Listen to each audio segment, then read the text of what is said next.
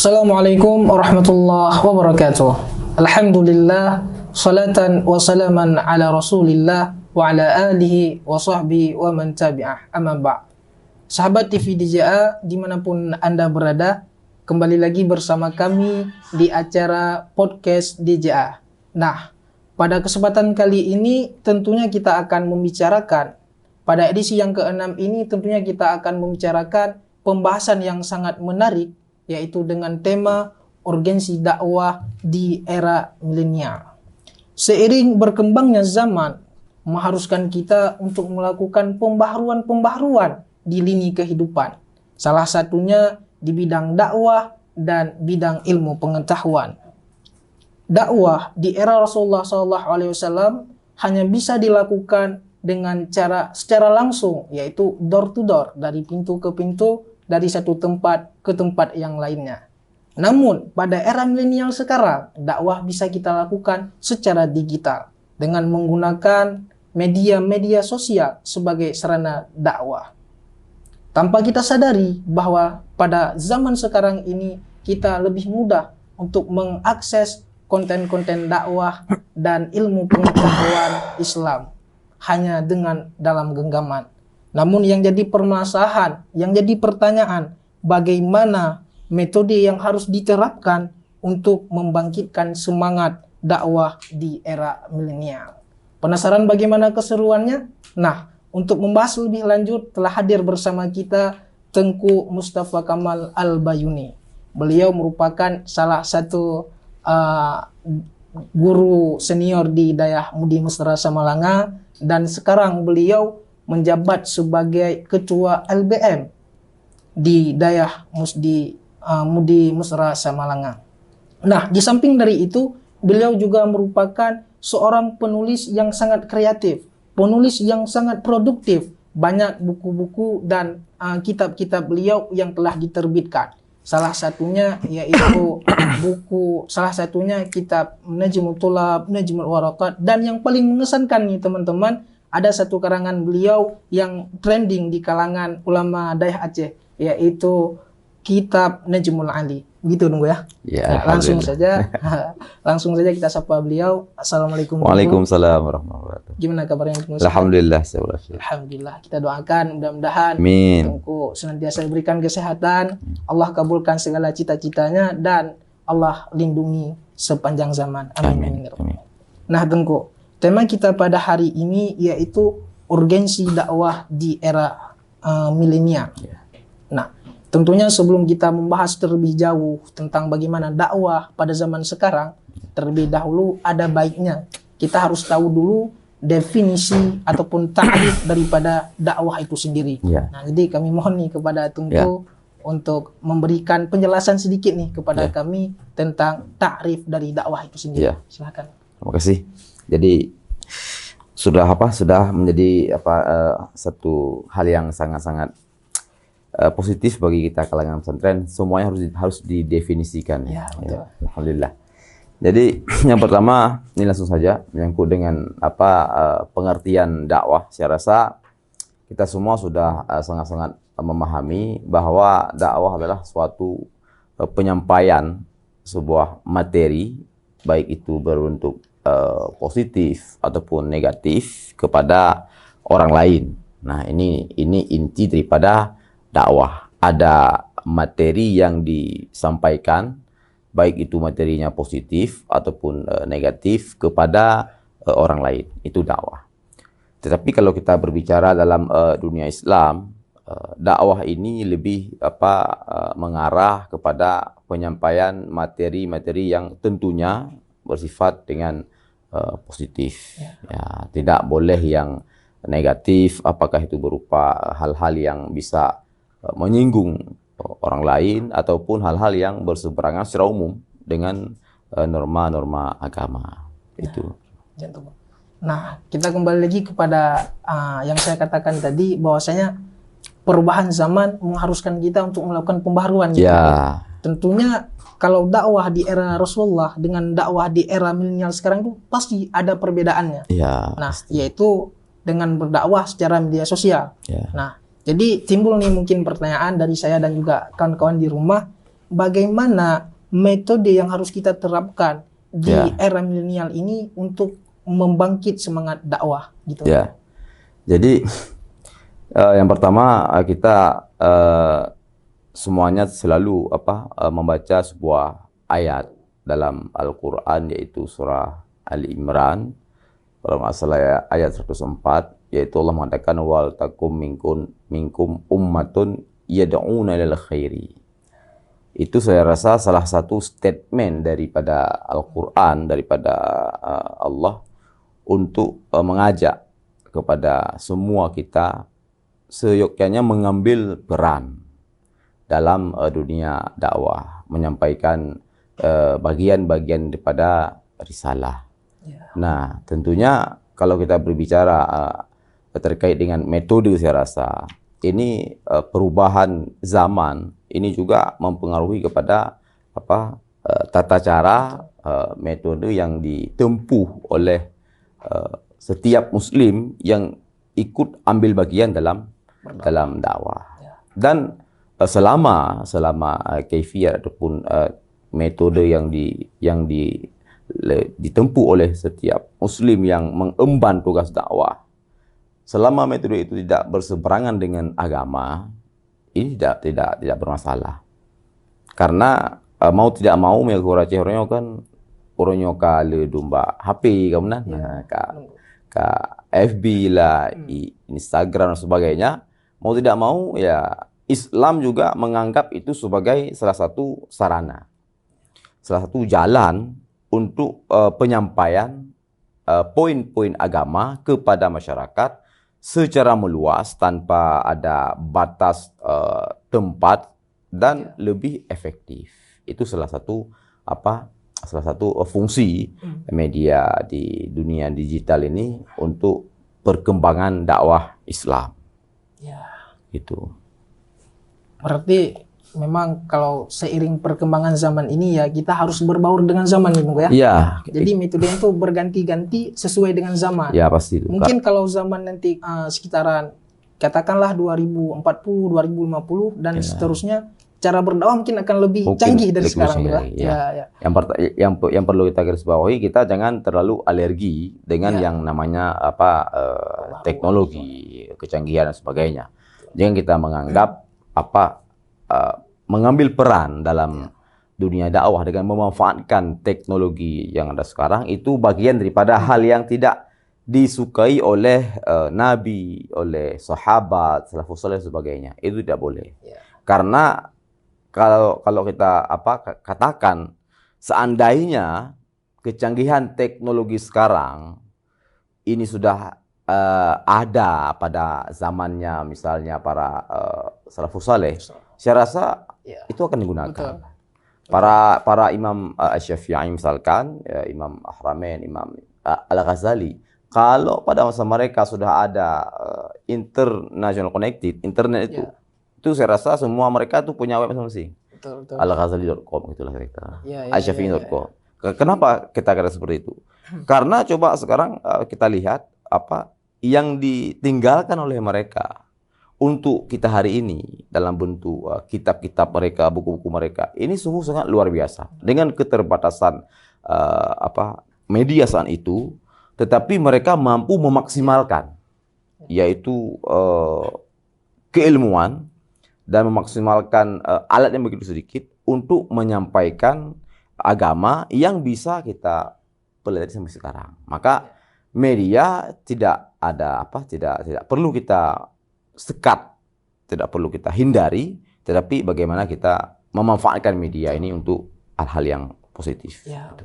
Jadi jangan ada istilah nih anti dengan media. Iya, anti dengan media itu serasa tuh sedikit-sedikit cara berpikirnya itu ketinggalan. Ya, betul. Jangan sampai kita nih keliru nih, jangan sampai ada pembaharuan langsung mulai wah ini nggak ada pada zaman Rasulullah, nggak ada model ini, berarti ini nggak boleh dilakukan. Jadi nggak seperti itu, Bung. Seperti itu. Ya, betul. Nah, namun ketika kita berbicara tentang media dakwah melalui medsos, katakanlah medsos, jadi ini timbul problematika dalam masyarakat nih, Tungku. Ya. Kenapa demikian? Karena ada orang yang berdakwah mungkin tidak sesuai dengan kapasitas ilmunya. Nah, jadi langsung buat konten dakwah, diupload konten dakwah. Nah, jadi menimbulkan problematika dalam masyarakat bagaimana masyarakat ini untuk mengambil rujukan hukum dari media dakwah secara medsos gitu. Ya, yang pertama kita sudah sepakat bahwa media itu tidak ada masalah saya rasa. Ya, betul. Tapi yang bermasalah orang yang menggunakan media ini, baik itu kita sebagai konsumen yang menyerap berbagai info, berita, ilmu dari media, ataupun si pelaku yang menyebarkan informasi, yang mengupload berbagai edukasi yang dimiliki oleh dirinya. Tetapi yang kita sayangkan ketika dia belum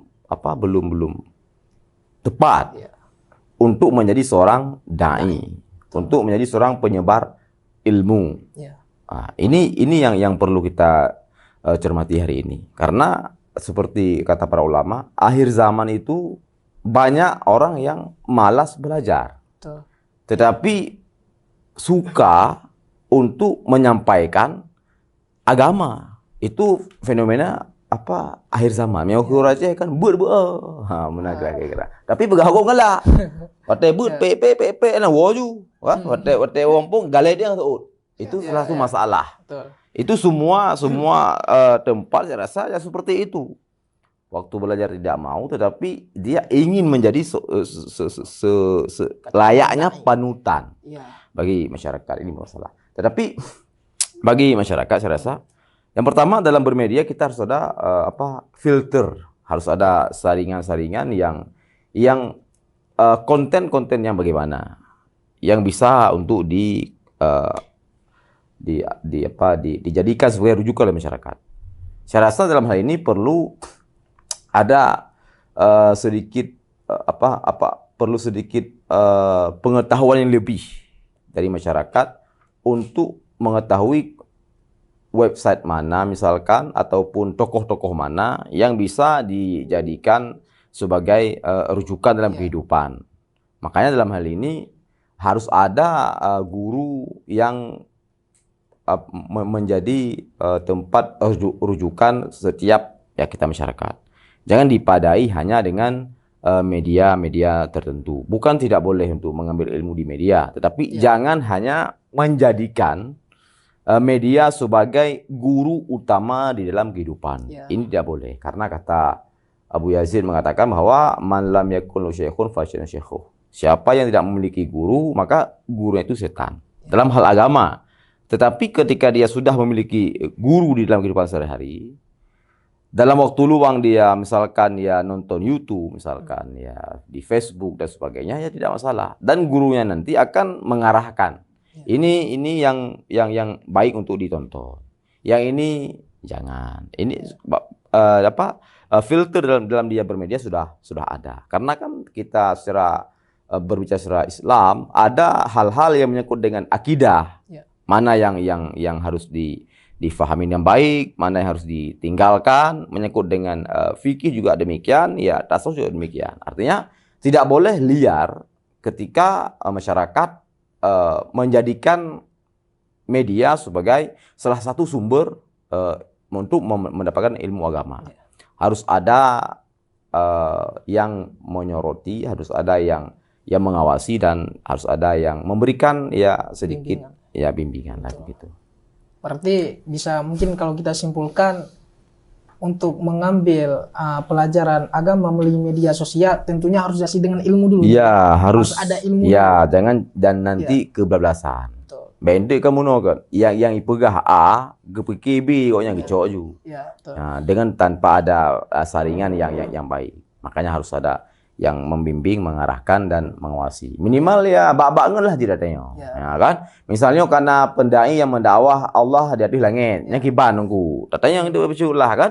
Artinya tanya terlalu eksklusif lah dalam hal bermedia, tapi harus ada sedikit diskusi lah, semacam menanyakan saran-saran sebagainya. Hana mucih dadu dengan urayum kan? Dan mungkin misalkan tanya yang tadi yang mbak seorang ulama besar nyo mbak konten pulin nyo puga ada buka pohan. Mungkin kurang etis lah. Tapi bisa kita diskusikan dengan kawan-kawan tentang website dan sebagainya untuk dirujuk. Ini sangat banyak Tengku timbul ya bisa katakan fenomena di luar.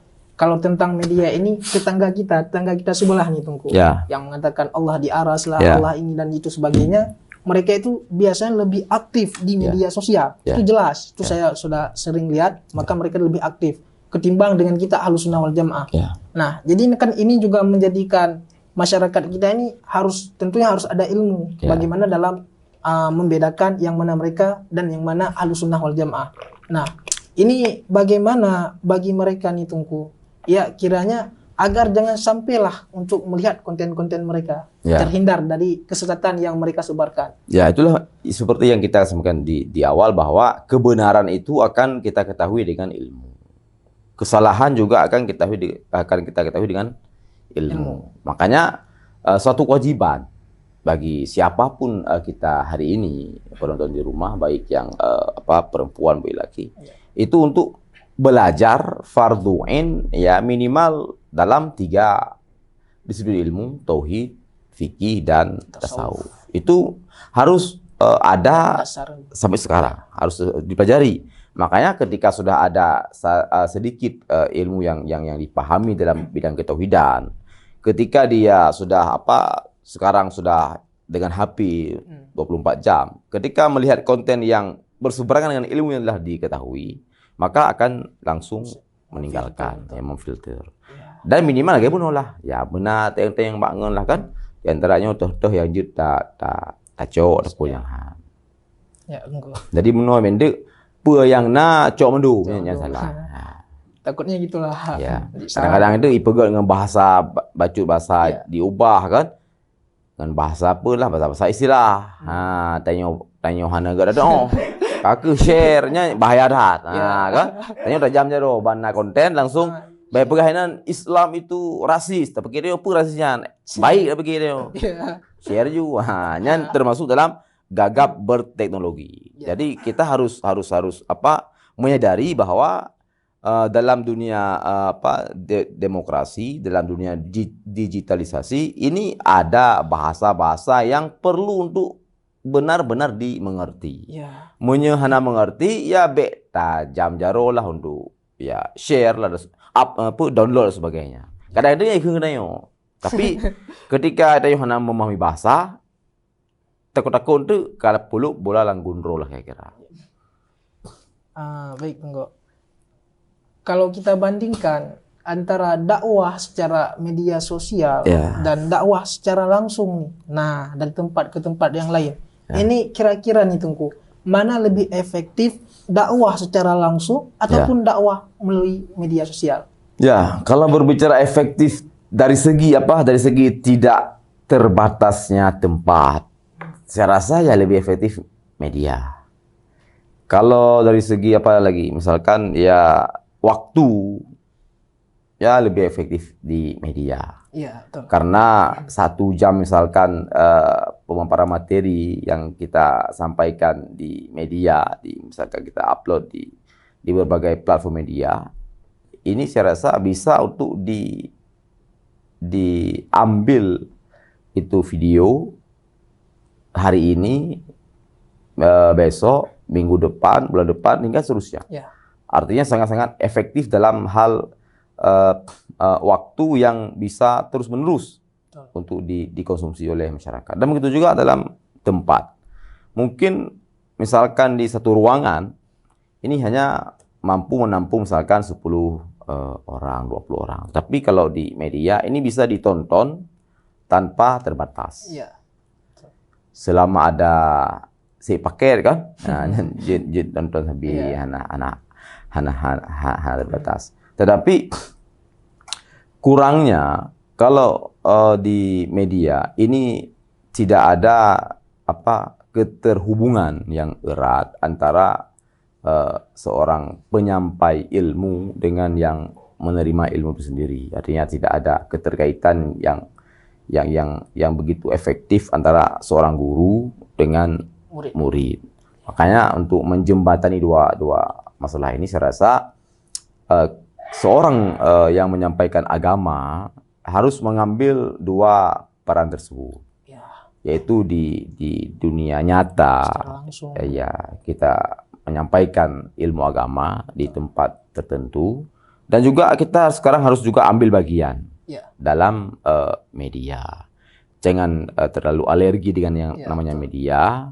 Kita harus mengambil peran dalam hal ini. Kenapa? Karena banyak kawan-kawan sebelah juga seperti yang disampaikan tadi, yang mereka lebih cenderung dalam berdakwah di medsos. Kalau hari ini kita tidak mengambil peran untuk menyampaikan agama di berbagai platform media, maka nanti ilmu yang akan diserap oleh masyarakat akan terjadi penyelewengan, penyimpangan. Bentik tanya mau pepep lagi kapai kaipo kan. Salah harus. Yaitu kenapa kita tidak terjun ke dunia tersebut. Saya sebelum tahun 2016, sebelum membuat grup dakwah di WhatsApp, itu kawan sebelah, kita sebutkan saja terus semuanya, para kelompok seperti Wahabi, itu sudah membuat secara intens, yaitu pengembangan dakwah di grup-grup WhatsApp. Itu saya teringat waktu sebelum tahun 2015. Ketika ada seorang masyarakat yang bertanya kepada saya, Tunggu, apakah ada dalam komunitas Daya grup WhatsApp yang dikelola oleh seorang Tengku, agar kami misalkan di perkotaan dan di manapun yang sibuk kadang-kadang tidak bisa menghadiri majelis salim dalam tiap bulan misalkan, tapi kami juga bisa konsul.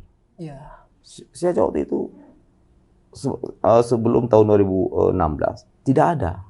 Artinya di sini kita sebagai kalangan pesantren, kalangan Daya yang memegang tongkat estafet dakwah yang lurus Ahlussunnah wal Jamaah, tidak mengambil peran dalam hal demikian. Makanya untuk saya ini saya rasa dua sisi yang harus kita tempuh, ya dakwah seperti biasa di tiap-tiap tempat tertentu, dan juga di dalam media untuk menyeimbangi dan untuk lebih efektif dalam penyampaian agama.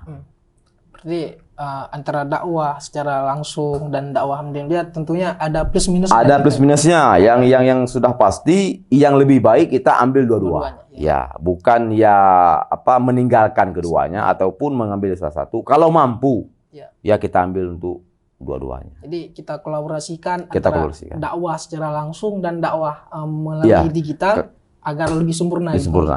Karena ini sudah juga dipraktekkan oleh sahabat dahulu. Kita kan kalau berbicara media terbayang juga ke Facebook, ya kan? Ke Facebook, ke IG. Padahal buku, alat tulis ketika ditulis misalkan di kertas itu juga media. Siapa yang sudah melakukan seperti ini? Itulah sahabat Nabi ketika Rasul masih hidup. Ketika wahyu turun, para sahabat sebagian menghafal, sebagian mencatat di bebatuan, di pelepah kurma. Ketika Nabi sudah wafat, perintah Sayyidina Umar ketika beliau khalifah untuk semua itu dikumpulkan dalam satu mushaf dan rampung pada masa khalifah Sayyidina Utsman. Dan ketika itu juga hadis Nabi juga diperintahkan untuk dicatat, ditulis, dibukukan. Artinya Islam sudah dari dahulu, di awal-awal Islam ini sudah menggalakkan umatnya untuk bermedia, untuk tidak alergi dengan media. Cuman ya tergantung zaman. Media itu ya berubah-ubah.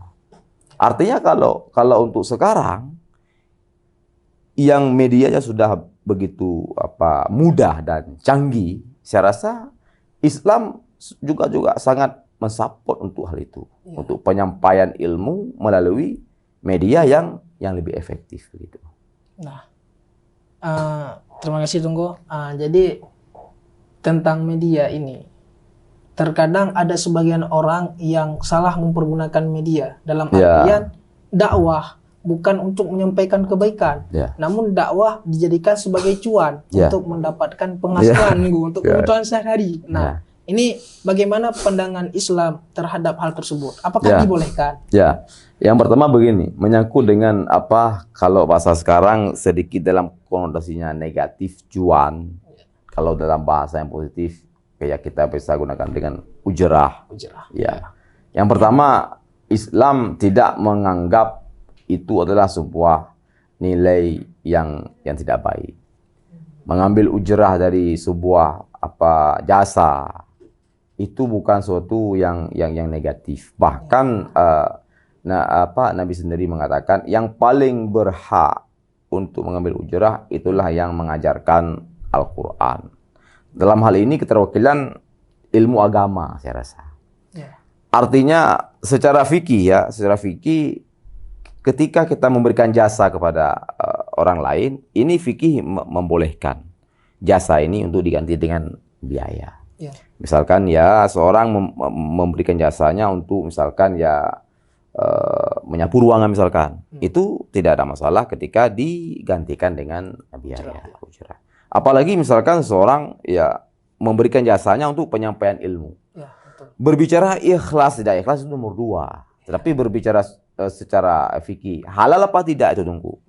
Saya rasa tidak ada hal yang menjadi satu alasan yang bisa dikatakan itu ujrah itu haram, tidak masalah. Baik itu secara dunia nyata, misalkan ada seorang ustadz mengajar, lalu dalam 2 jam misalkan ujrahnya sekian. Seperti di tempat-tempat umum misalkan juga di pemerintahan seperti itu. Artinya ketika jasa ini digantikan dengan biaya tidak masalah. Nah, begitu juga di media.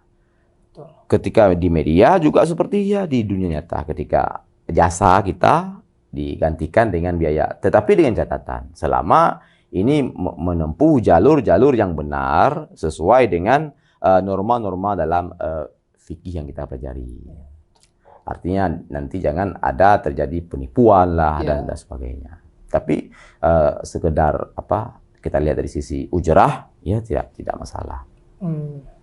Berarti kalau berdakwah secara media sosial kita diperbolehkan untuk mengambil saya rasa kalau itu sesuai dengan konsep fikihnya tidak apa-apa. Selama itu yang dikasih juga uang halal misalkan, itu bukan uang haram, tidak ada masalah. Apalagi kan dalam bab fikih ada yang namanya ijarah.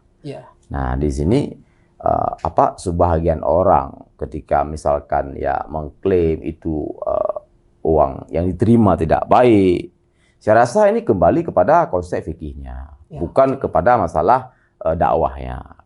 Ke dalam fikih sudah jelas kalau misalkan kita bermuamalat, misalkan saya membeli barang kepada seorang penjual yang sudah maklum di masyarakat bahwa misalkan dia adalah seorang pengusaha yang menjual barang-barang haram dan dia juga menjual yang halal. Artinya di dalam hartanya percampuran dua harta halal dan haram. Ini secara konsep fikih dikatakan kita boleh untuk bermuamalah dengan orang tersebut selama tidak kita yakin bahwa uang yang dikasihkan ke kita itulah pasti uang haram. Ini saya rasa kembali kepada fikihnya. Kalau masalah apa ini boleh ataupun tidak. Tapi kalau dalam soal menerima upah dalam setiap jasa, selama jasa itu jasa yang halal dan upah diterima juga upah yang halal, maka tidak ada masalah. Berarti yang jadi patokan kita kalau tentang berdakwah tersebut ikhlasnya tunggu ya. Kalau tentang ujrah bukan berarti mengambil upah, bukan berarti enggak ikhlas betul. Karena itu tergantung hati masing-masing. Karena yang maksud keikhlasan kita tergerak langkah, tergerak pikiran, tergerak lidah untuk menyampaikan sesuatu itu lillahi ta'ala, karena Allah, untuk pendengar, untuk umat Rasulullah memahami 1-2 pemahaman yang sudah kita miliki. Persoalan di belakangnya nanti misalkan ada istilahnya ada namplok misalkan. Jadi selama si dai ini tidak termotivasi karena itu, Ini dalam tasawuf mas. Bedakan dari fun tergerak langkah karenanya nyala imbab loh. Itu berbicara ada hafalan pun tidak. Tapi berbicara soal halal ya halal. Ya. Sogot tungku peng yang dijubak sebumbun misalkan dengan gecok peng daripada but main chip. Ya agak je. Ya. Agak sembun. Menalah kira-kira je. Ya kan? Ya. Berbicara tentang dakwah pada zaman sekarang ini, dakwah secara media, Ya. tentunya kita memerlukan etika yang baik dalam berdakwah di media Ya. sosial. Nah, kira-kira nih menurut Tengku, apa atau bagaimana etika yang baik ketika kita berdakwah melalui media sosial? Ya, yang pertama kan dakwah itu yang kita tampakkan adalah pembicaraan. Kalau di media, artinya lebih kepada dakwah bilisan. Ya. Dakwah bilisan.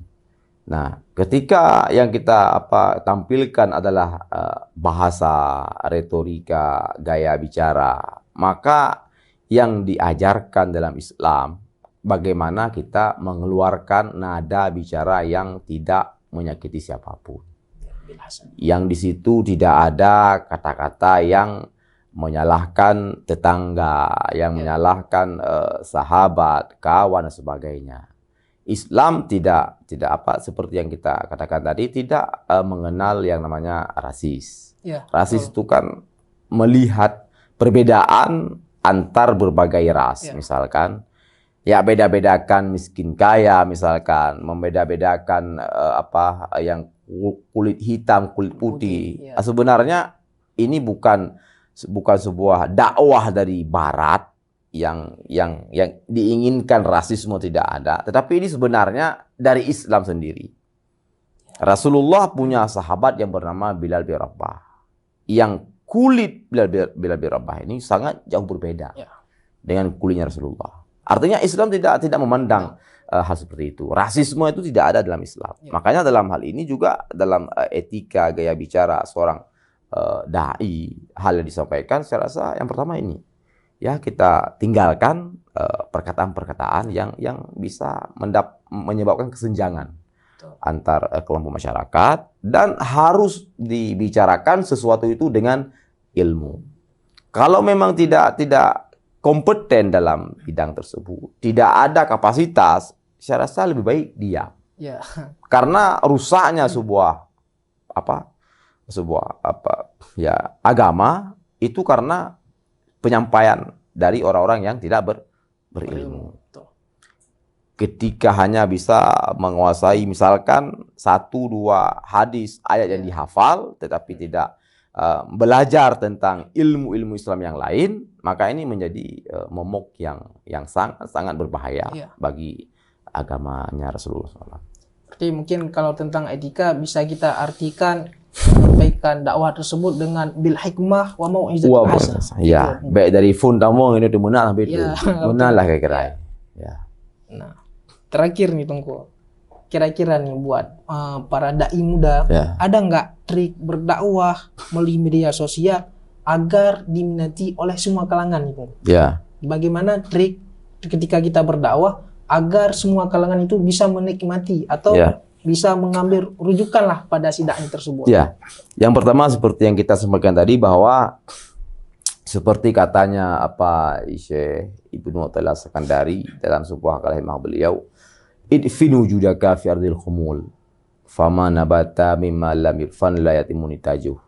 Yang bisa kita artikan kalau hikmah beliau di sini dari satu sisi bahwa beliau ingin menekankan kepada siapapun untuk memperdalam ilmu terhadap hal yang dia geluti, untuk memperdalam keilmuan agar dia menjadi seorang yang benar-benar berkapasitas. Tanyo nujud ke dokter. Nyan beile cepat galak ke viral bite bantaboh provinsi tanyo dokter misalkan dalam penyakit pulin. Tetapi mantapkan dulu kualitas kedokteranmu. Baru ketika nanti kita sudah popularitas sudah kita dapatkan, itu akan membawakan kebahagiaan kepada banyak orang, bukan kekecewaan. Tanyo ingin menjadi pemimpin, mantapkan dulu kualitas kepemimpinanmu. Tanyo ingin mendakwahkan agama, ya mantapkan dulu ilmu agamamu. Ketika nanti kamu viral, ketika kita akan dikenal banyak orang, maka akan membawakan kebahagiaan, bukan kekecewaan. Be temso lah kuraceh menanlah kira-kira. Karena popularitas tanpa didukung oleh kapasitas dan kapabilitas, maka itu akan membawakan penyakit, akan membawakan kekecewaan bagi semuanya. Bangka viral kan puikeun pura. Pekiawai putra bak pegawai pulih tro sapu ada mereka. Nah, kan artinya kita sebagai yang akan membawakan agama, yang akan mengambil peran dalam menyampaikan agama, ayo mari sama-sama kita mantapkan keilmuan, kita belajar dengan sungguh-sungguh, insya Allah. Walau dalam pembelajaran kita tidak dikenal banyak orang, tapi insya Allah 10 tahun ke depan, ketika kita sudah siap untuk berada di depan, maka yang kita berikan kepada mereka itu semuanya ilmu. Ya, itu yang pertama. Berarti kuncinya dalam berdakwah, agar dakwah kita ini diminati oleh semua orang, oleh semua kalangan, kunci yang pertama ilmu, nih, ilmu. Ya. Karena di situ nanti akan diajarkan bagaimana juga cara menyampaikan ilmu yang dikatakan dengan retorika. Kan menurut daya, saya sering merenung ilmu balaghah lah kan. Ilmu ma'ani itu juga adalah satu piranti keilmuan bagaimana kita mengeluarkan nada bicara sesuai dengan konteks dan sesuai dengan tagline. Terakhir Dengku, karena waktu yang tidak memungkinkan, untuk penghujung acara kami mohonlah sedikit sebagai statement, closing statement, motivasi kepada teman-teman di rumah. Untuk pendengar ya. Jadi di akhir perjumpaan, yang perlu kita pahami untuk semua penonton di rumah bahwa media bukanlah suatu hal yang berseberangan dengan Islam, yang berseberangan dengan agama, tetapi yang menjadi nilai-nilai yang merusakkan media itu adalah pegiat media sosial itu sendiri.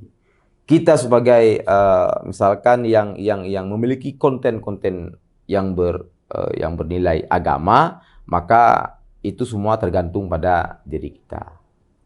Kalau yang kita berikan di situ adalah yang positif, yang baik, ilmu yang disampaikan sesuai dengan apa yang ada di dalam kita misalkan, maka media itu akan jadi baik. Dan kita juga tidak menafikan bahwa sebenarnya media juga digunakan oleh orang-orang yang tidak kompeten, oleh orang-orang yang tidak bertanggung jawab, itu juga mereka gunakan. Maka dalam hal ini kita sebagai masyarakat yang tiap hari kita bergelut dengan media, maka di sini harus ada kecerdasan dalam bermedia. Kita jangan menjadi orang yang gagap dalam bermedia. Harus ada filter dalam bermedia. Saya rasa ini menjadi satu hal yang akan menjadi mendukung kita dalam berpengetahuan yang luas, berpengetahuan yang benar, dan kita menjadi salah satu individu yang cerdas dengan memanfaatkan media yang begitu besar. Masya Allah, luar biasa. Masya Allah, terima kasih Tengku buat waktu dan kesempatannya telah hadir di acara kami. Tentunya penyampaian beliau menjadi manfaat yang sangat luar biasa bagi kita dalam memanfaatkan media untuk berdakwah, untuk menyebarkan agama Islam. Cukup di sini untuk hari ini. Terima kasih atas segala perhatian. Mohon maaf atas segala kekurangan. Wabillahi taufiq wal hidayah. Wassalamualaikum warahmatullahi wabarakatuh. Waalaikumsalam warahmatullahi wabarakatuh.